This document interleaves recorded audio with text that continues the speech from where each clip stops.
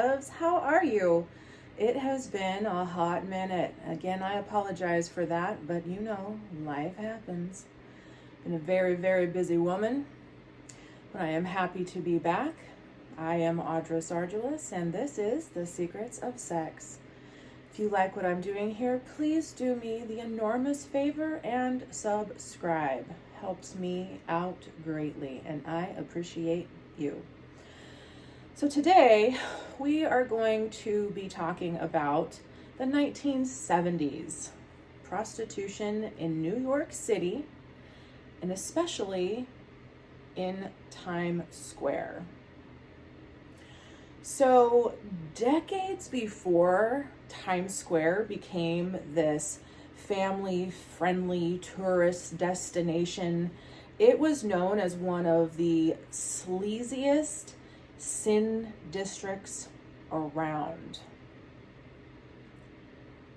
Home to porno theaters, a slew of sex workers, and parlors offering live sex shows, and parlors offering a wide variety of illegal services. There was an estimated about 2,500 stores. I think that's right, 2,500 stores, sex stores, in the Times Square area. That's a lot. I mean, you couldn't go anywhere without seeing sex stores. Toy stores, magazine stores, parlors, all of it. The city lights were literally lit up with, live sex show. This was the time of the 70s and 80s, but went all the way to 2005. 2005. That's amazing. So there were an estimated 40,000 prostitutes in New York City, many with sad, sad stories of rape, beatings, murder. This was a daily occurrence for them. And police were little help in these areas. Once it was said that if a so-called sex worker, right, if she went to the police department or a police officer and she reported that she had been either robbed, assaulted, meaning a beating or a rape, she was arrested on the spot for solicitation and taken to jail.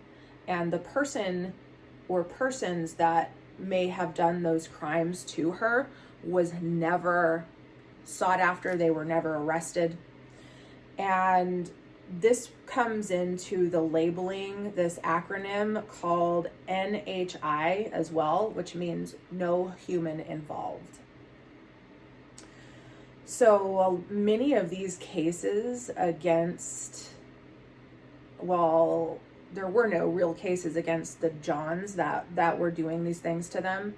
So a lot of the cases for rape and murder were literally lost in the system because they were labeled NHI.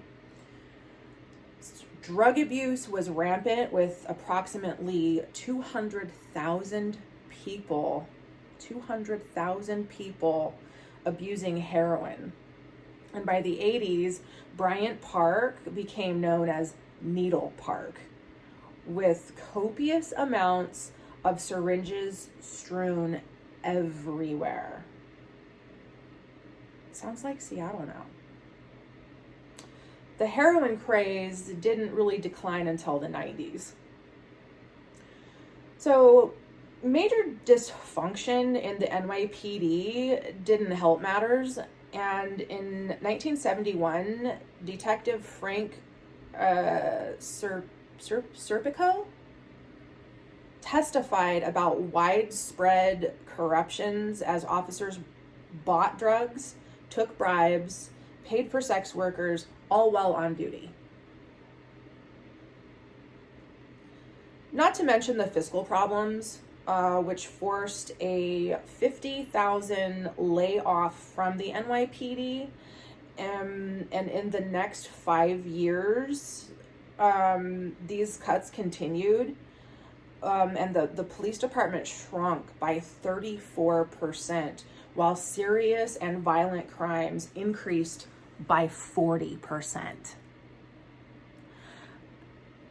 Again, that kind of sounds oddly familiar, like what we're dealing with now with like defunding of the police departments, and we are watching skyrocketing crime and violent crimes happening. Weird. Sounds like history repeating itself a little bit. So during this time, the Son of Sam was very active. That's when he was hitting it hard. During the 77 blackouts, he killed 6 people and he injured 7 during a 13-month bloodlust. And he will be covered later. So during this time in New York City, it was literally a symbol of decay, with movies such as Taxi, Escape from New York, and others highlighting the seriousness of the crimes and debauchery that were happening there, with like little to no help, it seemed. By 1984, New York Times Square was known as one of the most dangerous areas of the city, with approximately 2,500 serious crimes taking place alone within a 1-block radius. That's insanity. That's pure insanity to me. Pure insanity. So also here, many, if not all, businesses in this time were associated with sex work of one type or another. And most of these, again, if not all, were operated by organized crime syndicates and ran without any legal repercussions at all. That's like, here's a free ticket, just go do what you want. And it wasn't until the mid-90s when legislative efforts started to change the tide. And this was by the efforts of Mayor Rudolph Giuliani and Michael Bloomberg. And by 2005, they had literally removed a majority of adult stores from Times Square. And today, there are only a handful that still operate. The big deal of the time was this. They were literally having live sex shows. And this is actually covered in the Times Square Torso Killer. You can find it on Netflix. There would be like a mattress in the middle of a small theater, and people would pay entrance, come in, and literally watch people have sex with each other. These people were also arrested numerous times, but nothing ever happened to the business. And it really wasn't until the legislative efforts came through and shut them down. It was pretty nuts. So getting back to prostitution, right? It's here we face the truly ugly side. We've covered all of like the positive things that have happened with prostitution and how certain areas were affected greatly. I'm recalled back to Deadwood and how the prostitution and brothels there literally bolstered the city, and they did really, really great things for their community. But here it's not the case. Here is a very, very different situation. And this is where the atrocious acronym of NHI really comes into play, which is no human involved. It's no secret here that throughout history, sex workers have been dehumanized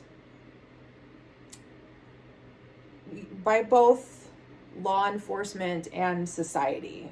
But this relatively modern police acronym was used to denote those deemed not important enough to be considered to be victims of a crime, literally. So it's here that police in New York City and in the region would sometimes use this term to describe the deaths or in murder cases. Mostly of sex workers, but also of transients, drug users, people of color, and other people that they deemed to not be important enough to be followed up on for their crime, the crime against them to literally be followed, to be gone and sought after. And this practice literally allowed serial killers to flourish in the area and to commit crimes against people completely unchecked. And this practice allowed Richard Cottingham to get away with horrendous acts against women in this area for some time. He is our next topic, by the way, who is the torso killer. Times Square killer. He has he's got, I think it's the New York Ripper or the Times Square Ripper. He has a couple of little nicknames here, but we will be discussing him next. So for decades here, bodies of sex workers would be found in dumpsters and alleyways, in cars, and their files would literally read NHI.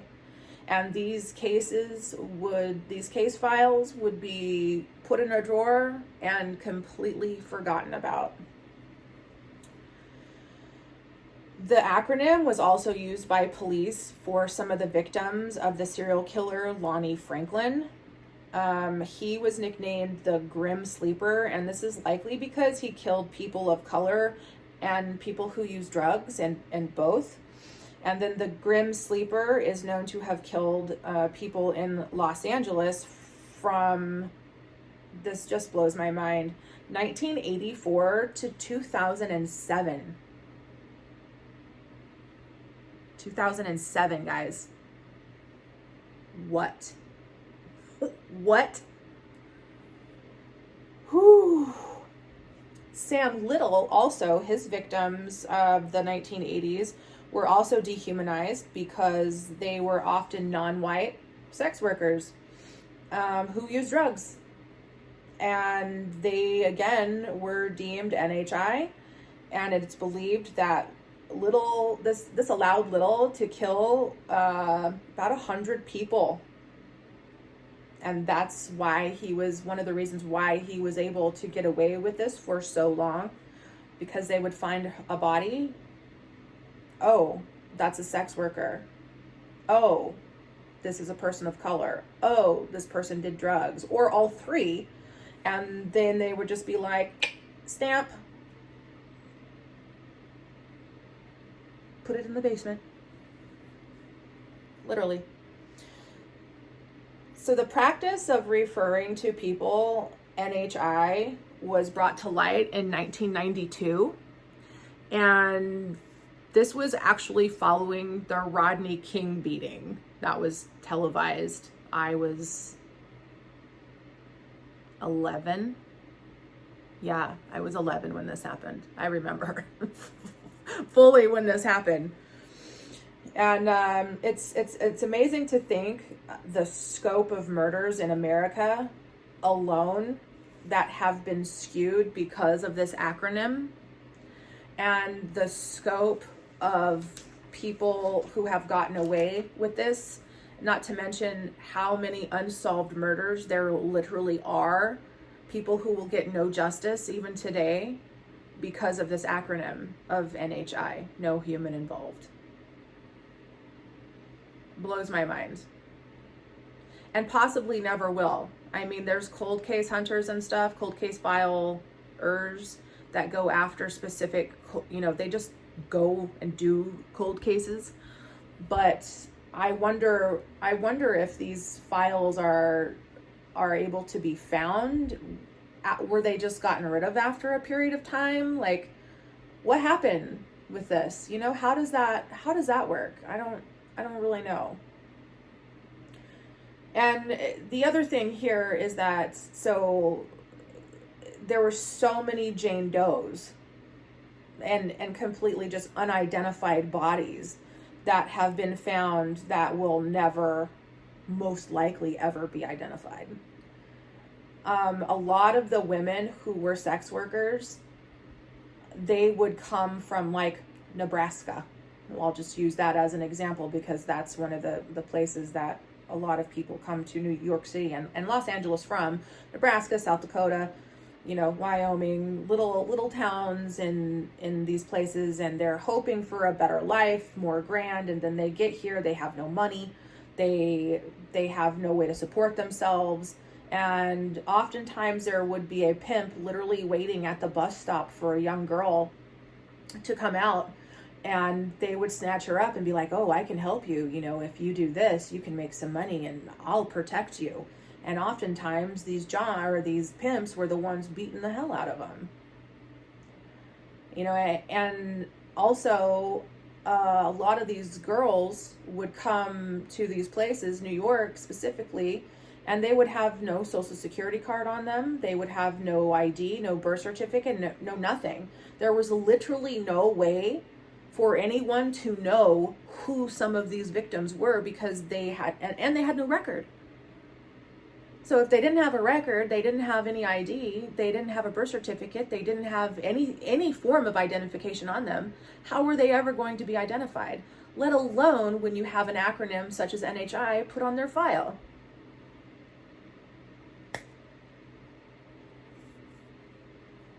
This was just insane.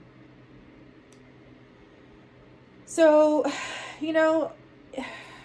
investigations were so lacking in this area, and crime against them rose dramatically over 3 decades.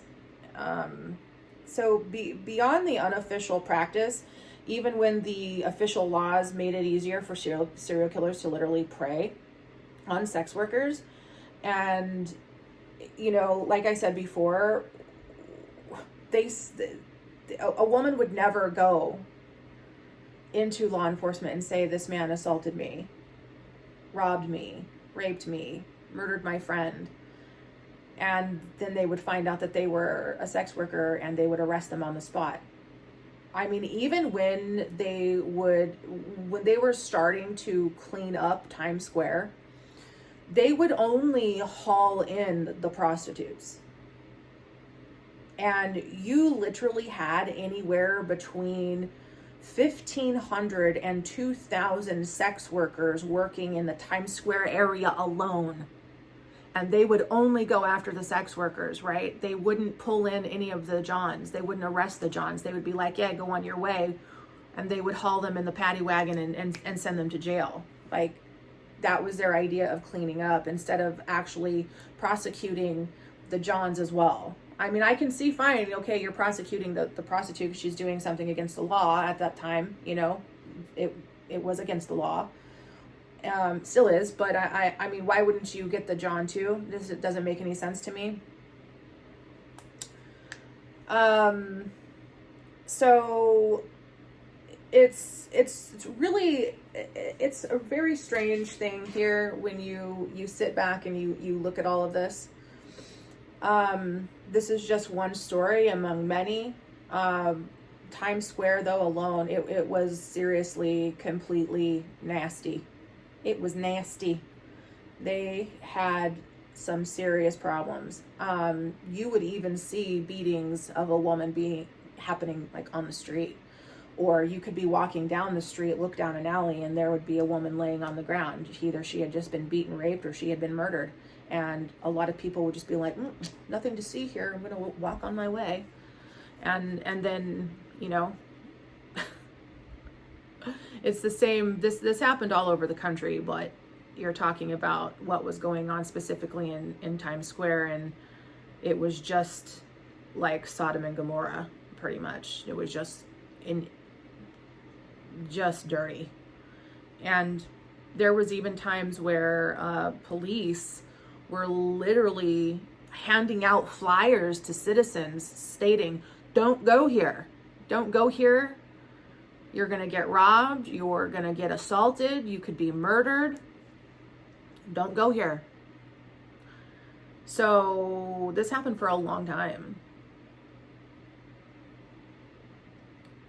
Times have changed, and sex workers are not looked upon so badly now. And it's really funny when you do look at the tide change from back in the day, right? And even like before the Western time, right? Old West. Because even then, like, the women were looked at by some as a necessary evil. They appreciated them and needed them. And then you had the other side of society that just saw them as nasty, and they dehumanized them. And then that just continued to follow and grow, and especially the further that religious practices became more, and the Women's Temperance Union came in, and Mothers Against Porn, that happened. And then any type of sex work, even strippers, even today, strippers are kind of really looked down upon. And there's a lot of strippers that they're not prostituting themselves. What are they looked down upon for? They're just making money and fulfilling a service and a need. So this goes back to a lot of people feeling that sex workers, prostitution should be legalized again, but in a sense to where there are brothels that are totally and completely regulated. The girls and guys have to go through regular medical screenings, and maybe that would cut down on some crime and murder.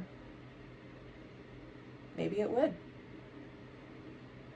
I am still just completely flabbergasted at the fact that NHI has been used and was used for so long, and that there are maybe hundreds of thousands of cases out there that will never be solved because of that acronym. I think that's pretty sad. Well, this was a little bit more deep and dark. Next episode is going to be dark. It's dealing with Richard Cottingham. He is the Times Square killer, torso killer. I got tons of notes on this. It's pretty in depth and in detail, so forgive my notes, but wow. Anyway, I hope you have a marvelous day, that you are out there living a good life, hustling and grinding, and I will talk to you soon.